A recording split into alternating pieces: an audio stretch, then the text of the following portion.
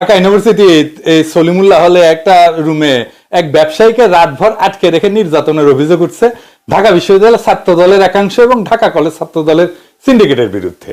অভিযোগ হচ্ছে ঈদ উপলক্ষে পলাশী মোড়ে অস্থায়ী গরু ছাগলের বাজার থেকে চান্দা আদায়ের অংশ হিসেবে ওই ব্যবসায়ীর কাছ থেকে 1 লক্ষ টাকা দাবি করা হয়েছিল মাত্র আর কি। বিশ্ববিদ্যালয় প্রশাসনের পক্ষ থেকে জানানো হয়েছে আমার দেশকে যে প্রাথমিক জিজ্ঞাসাবাদে অভিযুক্তরা চাঁদার দাবিতে ব্যবসায়ীকে আটকে রাখার কথা স্বীকার করেছে। তো এইটা আমি আমার ফেসবুকে পোস্টাইছিলাম, লিখেছিলাম এ বিষয়ে আমি পত্রিকার প্রতিবেদনের তথ্য উল্লেখ করলাম, বাকিটা আপনারা কমেন্ট বক্সে জানাইতে পারেন। বিএনপি ওয়ালারা আমার উপরে ঝাঁপে পড়িছে, যেমন ঝাঁপে পড়ে বেশ কিছুদিন থেকে ঝাঁপে পড়িচ্ছে, দেখিচ্ছেন না? তো তুই আমার দেশে যায় ধরার নরম মাটি পাইছে তো বিড়াল হাগে আর কি, শক্ত মাটির বিড়াল হাগে না। আমার দেশ শক্ত মাটি পিনাকি নরম মাটি, এটি এসে ঝেপে পড়িছে। এটা হইতেছে BNP, double fascist hobby we. Awami লীগের ফ্যাসিবাদ কি দেখেছেন? Hasina square hobby we. তো একজন বিএনপি মজার কমেন্ট করেছে, সেটা নেই আজকের এপিসোড। আজকে মুরব্বীরা আমাকে না ক্ষমা করিবেন, কারণ আমি এমন একটা কমেন্ট পাইছি ফেসবুকে বিএনপি করা এক ভাইয়ের কাছ থেকে, উত্তরে না দাওয়াই লাগে। তো বিষয়টা শরমের, তাই মুরব্বীদের কাছ থেকে আগে এনা ম্যাপ চাই নিতেছি। উনি লিখতেছেন জামাতি লেসপেন্সার পিনাকি ভট্টাচার্য, মানে সে বলতে চাইতেছে আমি জামাতের চাটুকার আজ্ঞাবাহী। যাই হোক, সে কইতেছে বিএনপি পাদ মারলে ঢোল তবলা নিয়ে লাগেন, আর জামাত হাইকে প্যান্ট নষ্ট করলেও আমার নাকি কথা ফোটে না। কাহিনী কি? গুরুতর অভিযোগ। আসেন এই অভিযোগের জবাবটা একটু দেই। আর এটা বিএনপি না বুঝে নেওয়া দরকার যে আমার লগে পাঙ্গা লড়তে আসলে ক্যাঙ্কা করে জয় বাংলা করে দেব। হ্যাঁ, এটা দেখে দিলাম আর কি। আসেন শুরু করি। বিএনপি লায়ক হয়েছে, ক্ষমতার যাবে, তো তার পাদ নিয়ে আমার তো সমস্যা থাকবেই। বিএনপি পাদলে আমি কেন বেদ্য বাজাই? হ্যাঁ জানেন, কারণ বিএনপির পাদে গন্ধ আছে, শব্দ নাই। তাই শব্দের অভাব পূরণ করার জন্য ঢোল তবলা বাজানো লাগে, শিল্পকে পূর্ণ করতে হয়। এডিটর সাহেব, ঢোল তবলা বাজান। মোবাইলের রিঙ্গারের শব্দ না শোনার জন্য আপনি সাইলেন্ট মোড ইউজ করতে পারেন। পিস্তলের গুলির শব্দ ঢাকার জন্য আপনি সাইলেন্সার ইউজ করতে পারেন। কিন্তু আমার বিস্ময়, বিএনপি তার ফিট করেছে যেমন সাইলেন্ট মোডে পাদ মারতে পারে। আমি অবাক হই, কেন মির্জা ফখরুলের প্রিয় প্রথম আলো রিপোর্ট করে না দেশে আজও চলছে নিঃশব্দ পাদের রাজনীতি, অথবা বিএনপির প্রিয় ডেইলি স্টার হেডলাইন দিতেছে না whispers of wind, BNP's politics of silent fart. পাদের শব্দ আর গন্ধ উভয় থাকতে হয়। গন্ধ বা শব্দ ছাড়া পাদ পরিপূর্ণ পাদের মর্যাদা পাইতে পারে না। ধরেন পাদে যদি গন্ধ না থাকে, তাহলে তো আপনি গায়ে উঠবেন পাদে গন্ধ নেই, এ তো ভাবতেও পারি না। আল্লাহর দুনিয়ায় কি কুদরত! দেখেন পাদের শব্দের সাথে গন্ধ দিচ্ছেন। ধরেন পাদে শুধু গন্ধ আছে, শব্দ নাই, আপনি বুঝতে পারবেন কে পাদিচ্ছে না? পারবেন না। আপনার থার্মাল স্ক্যানার বসানো লাগবে, মেলার টাকা খরচা করে কে পাদিছে এটা বের করার লাগে। এই যে ইনকা কইরা বুঝছাও, কেউ পাদবে আর আপনি স্ক্রিনে দেখবেন কে পাদিছে। শব্দ আর গন্ধ মিলে পাদের ফুল প্যাকেজ। তো বিএনপি তো ক্ষমতার যাবে, হাফ প্যাকেজ নিয়ে আসলে চলবে? পাবলিকে বলবে আপনি নকল পাদের নকল সরকার।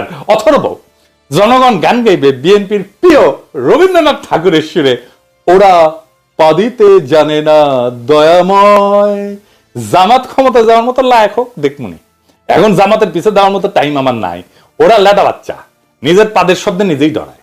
1971 একবার পাদি ছিল, সেই ডরে এখনো চমকায় চমকায় ওঠে। ওরা এখনো বুঝতে পারে না এটাই উৎকৃষ্ট সময় 71-এর ব্যাপারে জাতির সামনে একটা স্পষ্ট বক্তব্য হাজির করা। তাই ওরা এখনো বিএনপির ওই ভাইয়ের কথা মতো জামাত হাইগা প্যান্ট নষ্ট করে। লেদা বাচ্চা তো, তাই লেদা বাচ্চা জামাতের লগে দামরা পোলা বিএনপির তুলনা করছেন। আপনারা মনে করছেন যে আমি হুদাই পাদ নিয়ে এপিসোড বানাইছি। আমি এপিসোড বানাই রাজনীতির বিষয় নিয়ে, সিরিয়াস বিষয় নিয়ে, তাই বলে শেষ পর্যন্ত পাদ নিয়ে এপিসোড? জি না, পাদ একটা রাজনৈতিক বিষয়। যেমন ধরেন বিএনপি ক্ষমতাতে আসলে সে পাদ প্রদীপের সামনে এসে দাঁড়াইবে, ক্ষমতার পাদ পিছে বিএনপির অভিষেক ঘটবে। পাদ শুধু রাজনীতি না, এটা একটা গুরুত্বপূর্ণ ক্ষমতা প্রশ্ন। কে কার চাইতে ক্ষমতাবান এটা বোঝার মাপকাঠি হইতেছে পাদ। শুনিছেন না, বড় কর্তার পাদে গন্ধ নাই।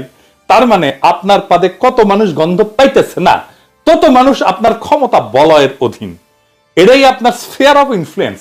আমি শেক্সপিয়ার হলে লিখতাম a king's fart hath no scent only thunder. রাজার পাদে গন্ধ নাই, আছে শুধু গর্জন। ভোট আপনি ভয় দেখায় নিতে পারবেন, জাল ভোট দিতে পারবেন, ইঞ্জিনিয়ারিং করতে পারবেন, কিন্তু আপনারে বড় কর্তা ভেবে আপনার পাদের দুর্গন্ধ সহ্য করার জন্য নিরেট ভালোবাসার আনুগত্য ছাড়া সম্ভব না। তাই পলিটিক্যাল ম্যান্ডেট নেওয়ার এটা খুব solid strong out of the box idea হইতে পারে কর্তার পাদের গন্ধ সহ্য করার মতো আনুগত্য।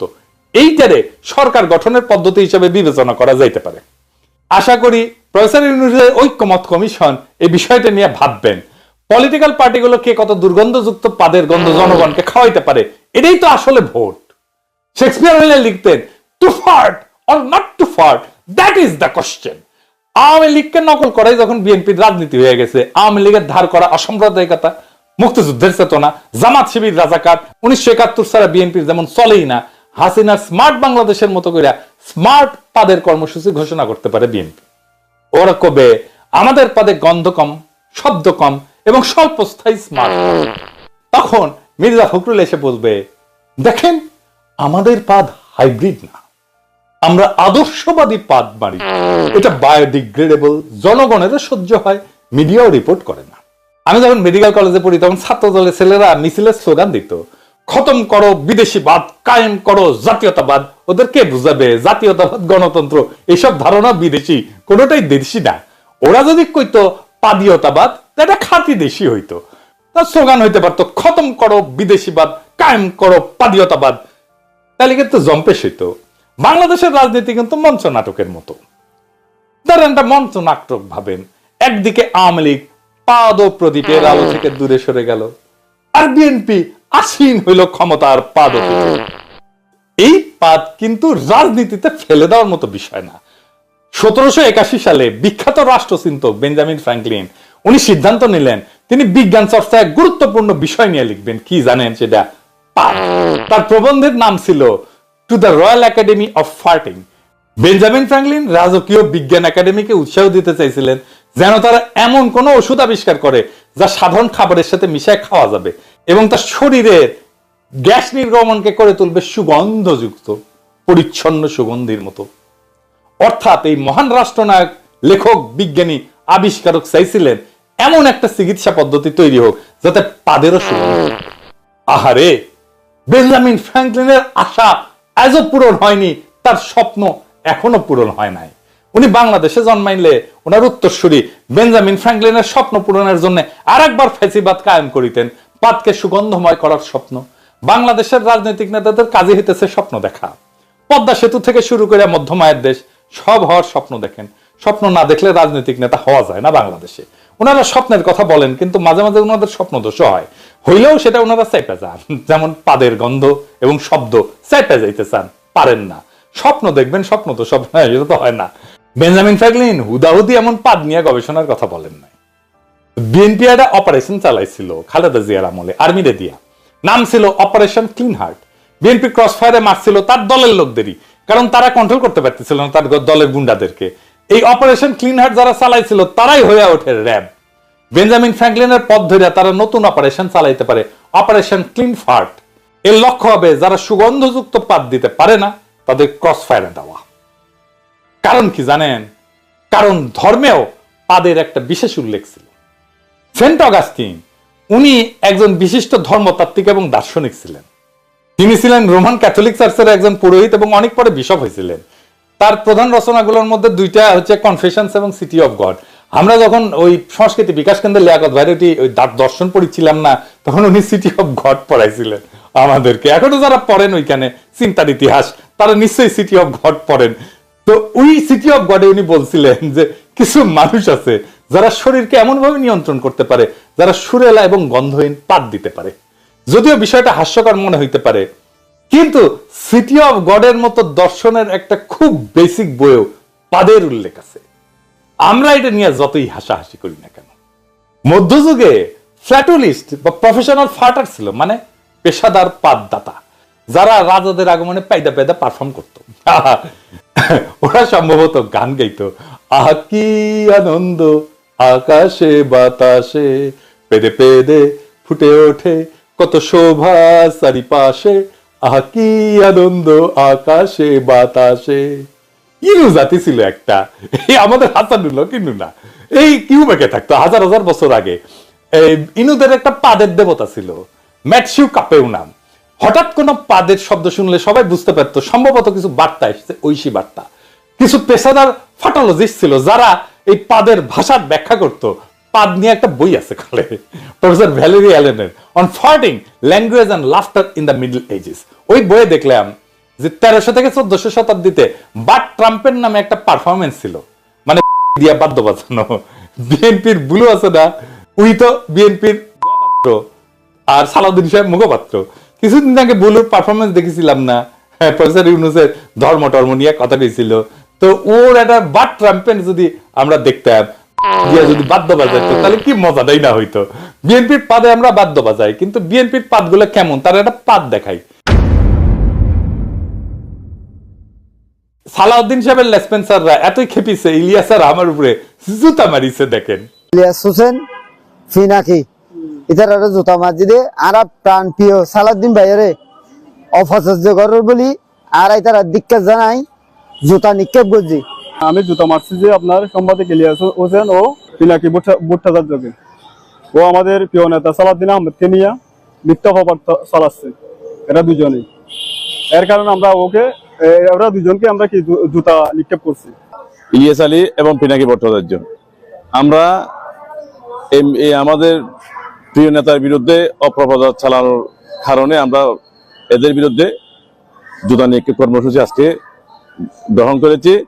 যদি এটা যে বন্ধ না হয়, অপপ্রচার যদি বন্ধ না হয়, ভবিষ্যতে আরো এর চেয়ে কঠোরতম আমরা আন্দোলন করতে বাধ্য হব। আওয়ামী লীগ কোনদিন করেছে এটা? করে নাই। কারা বাংলাদেশের রাষ্ট্র ক্ষমতা আসতে চায় দেখেন, জান কালা কালা আওয়ামী লীগ কি করেছে, ওরা বিএনপি তামা তামা কইরা দিবে আপনার জান করলে। হ্যাঁ, স্যাম্পল তো দেখিলেন। আগামীর বাংলাদেশে বাক স্বাধীনতা মানে না বলার অধিকার না। বিএনপির এহেন পাদ চিনাও চুপ থাকার যোগ্যতা। বেঞ্জামিন ফ্রাঙ্কলিন চান সুগন্ধি পাদ, সেন্ট অগাস্টিন চান সুরেলা পাদ, আর বিএনপি চায় গন্ধহীন পাদ, যেন রাজনীতি কইরা আবার দায় নিতে না হয়।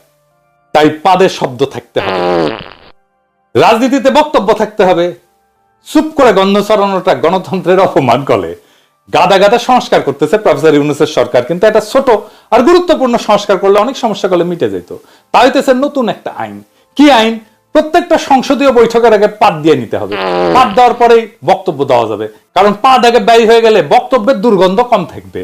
আমার অনেক কয় যে দাদা রাজনীতিতে আসবেন আপনি? আমি কই না ভাই, আমি আসবো না। কয় কেন আসবেন না?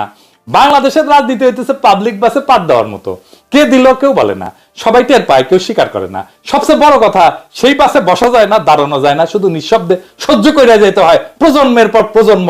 যারা সহ্য করে তারাই হইতেছে আম জনতা, এই জনগণ। এপিসোডের শেষে বিএনপি কাটা বিনা পয়সায় স্ট্র্যাটেজি দিই।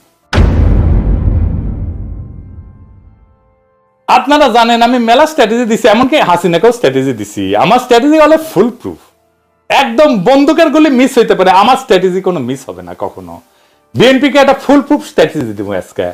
বিএনপি তো মাঝে মাঝে ইন্ডিয়ার দিকে দৌড় মারে, আমার হাত ধরে তুমি নিয়ে চলো সখা, আমি তো পথ চিনি না, এই কোয়েসিক করবে, এরা মারে দৌড়। আবার আমাদের টেনে আনতে হয় বিএনপিকে। আমাদের আশঙ্কা ইন্ডিয়া আবার বিএনপির সাথে সেই সিস্টেম করে ফেলবে, আবার বিএনপি মারিবে দৌড়, যা সে আওয়ামী লীগের সাথে করেছিল, মানে ওয়াকারের সাথে করেছিল ইন্ডিয়া। কিন্তু আমার স্ট্র্যাটেজি ফলো করলে ইন্ডিয়ার সাথে, বিশেষ করে মোদী সরকারের সাথে ভালো সম্পর্ক হবে বিএনপির। বিএনপির সাথে ইন্ডিয়ার সম্পর্ক হবে, এটা আমাদের কোনো সমস্যা নাই। সমস্যা হইতেছে বাংলাদেশের রাজনৈতিক অর্থনৈতিক ক্ষতি হবে কিনা। সেই জন্য আমার স্ট্র্যাটেজি ফলো করলে ইন্ডিয়ার সাথে, বিশেষ করে মোদী সরকারের সাথে বিএনপির সম্পর্ক ভালো হবে, কিন্তু বাংলাদেশকে কোনো রাজনৈতিক বা অর্থনৈতিক ছাড় দিতে হবে না। কি সেটা? বিএনপিকে একটা আইন পাশ করতে হবে, হাইগা না সুসলেও পাইদা গঙ্গা জল। শুধু মোদী খেয়াল, মোদীর বাপ আইসা ওই সরকারকে সাপোর্ট করবি, বিএনপি কি এই গঙ্গা জলে। প্রিয় দর্শক, এতক্ষণ আপনারা দেখলেন বিএনপির বিরোধিতা করা যায় কতভাবে, সেই বিষয়গুলি পিনাকি ভট্টাচার্যের ভিডিও। তো পিনাকি ভট্টাচার্যের ভিডিও আপনাদের কাছে কেমন লাগে, আপনারা কেমন উপভোগ করেন, সেটি অবশ্যই কমেন্ট বক্সে জানিয়ে যাবেন। প্রিয় দর্শক, আজকের এই ভিডিওতে পিনাকি ভট্টাচার্য যেই সব বিষয়ের উপর আলোচনা করলেন, সমালোচনা করলেন, তো এই কথাগুলি আসলে কতটা যৌক্তিক, কতটা সত্যতা এই কথাগুলির ভিতরে আছে সেটি অবশ্যই কমেন্ট বক্সে জানাবেন। প্রিয় দর্শক, পিনাকি ভট্টাচার্য কি ক্ষমতাশীল দল যারা আছে তাদের পিছনেই লাগে, মানে তাদের সমালোচনাই কি তিনি করেন? যেমন আওয়ামী লীগ যখন ক্ষমতা ছিলেন, পিনাকি ভট্টাচার্য কিন্তু প্রচুর পরিমাণে আওয়ামী লীগকে উদ্দেশ্য করে ভিডিও বানিয়েছেন এবং তাদের সমালোচনা করেছেন। তো এখন বিএনপি ক্ষমতায় এসেছেন, এখন কি পিনাকি ভট্টাচার্য তাহলে কি বরাবরের মতো আওয়ামী লীগের যেইভাবে সমালোচনা করেছেন এবং সমালোচনা করতে করতে এক পর্যায়ে কিন্তু আওয়ামী লীগকে এই বাংলাদেশ ছাড়া করে ছেড়েছেন। এমনকি আওয়ামী লীগের যেই শেখ মুজিবুর রহমান ওনার যেই বাড়ি ধানমন্ডি 32, সেই 32 নম্বর বাড়িটাকে ভাঙ্গার পিছনে, উস্কে দেওয়ার পিছনে কিন্তু পিনাকি ভট্টাচার্য ছিলেন। তো পিনাকি ভট্টাচার্য আসলে কি বিএনপিকে ওই আওয়ামী লীগের মতোই শেষ করে দিতে চান কি না সেটি অবশ্যই কমেন্ট বক্সে জানাবেন। প্রিয় দর্শক, বর্তমান রাজনৈতিক প্রেক্ষাপট যেভাবে আছে তার থেকে যদি আরও বেটার করতে চাই আমরা এবং পরবর্তী প্রজন্মের জন্য যদি একটি সুশৃঙ্খল সুন্দর রাজনৈতিক পরিবেশ রেখে যেতে চাই আমরা, তাহলে আমাদের উচিত আমাদেরকেই কাজ করা, আমাদেরকে ভালো মানুষগুলোকে খুঁজে খুঁজে রাজনীতিতে ফিরিয়ে আনা। এবং ভালো মানুষ কিন্তু বর্তমানে রাজনীতিতে আসতেই চায় না। অনেক মানুষ আছে যারা সমাজের জন্য কাজ করে গোপনে, তার এলাকার জন্য কাজ করে, অসহায় মানুষের জন্য কাজ করে, তাদের প্রচুর পরিমাণ টাকা পয়সা আছে কিন্তু তারপর সমাজের জন্য কাজ করে স্বার্থহীনভাবে, স্বার্থ ছাড়া। তো সেই সব মানুষদেরকে উদ্দেশ্য করে বলবো যে আপনারা রাজনীতিতে আসুন এবং এখনও কিছু ভালো মানুষ আছে যারা এই স্রোতে পড়ে, এই খারাপ মানুষের স্রোতে পড়ে তারাও সাঁতরাচ্ছে, তাদের সাথেই তাল মিলিয়ে চলার চেষ্টা করতেছে। কারণ ভালো মানুষগুলিকে যে লিড দেবে, যে লিডার হবে, সেরকম লিডার কিন্তু নেই। আপনারা লিড দিন, আসুন এবং এই সমাজটাকে খুব সুন্দর করে গড়ে তুলুন। প্রিয় দর্শক, আপনাদেরকে উদ্দেশ্য করে বলবো যে আপনার এলাকায় কিংবা আপনার আসুন, আপনার উপজেলায়, আপনার ইউনিয়ন, আপনার ওয়ার্ড, যেখানে হোক না কেন, সেখানে যদি একজন ভালো মানুষ থাকে এবং সে যেই দল থেকেই আসুক না কেন তাকে সম্পূর্ণ সাপোর্ট দিন এবং তাকে সাপোর্ট দিয়ে রাজনীতির মাঠে একটি জায়গা করে দিন, যাতে করে সে সুন্দরভাবে বুক ফুলিয়ে রাজনীতি করতে পারবে এবং অসৎ উদ্দেশ্য নিয়ে আসা যেই রাজনৈতিক ব্যক্তিরা আছে তাদের কাছ থেকে দূরে সরুন এবং তাদেরকে সাপোর্ট দেওয়া বাদ দিয়ে দিন। তো যাই হোক প্রিয় দর্শক, আশা করি আপনারা বুঝতে পেরেছেন। আজকের মতো আমরা এখানেই শেষ করলাম, আবার দেখা হবে নতুন কোনো ভিডিওতে। সেই পর্যন্ত ভালো থাকবেন, সুস্থ থাকবেন। যারা এখনও আমাদের এই ইউটিউব চ্যানেলটিকে সাবস্ক্রাইব করেননি, একটি সাবস্ক্রাইব করে দেবেন। ভালো থাকবেন, সুস্থ থাকবেন। আল্লাহ হাফেজ।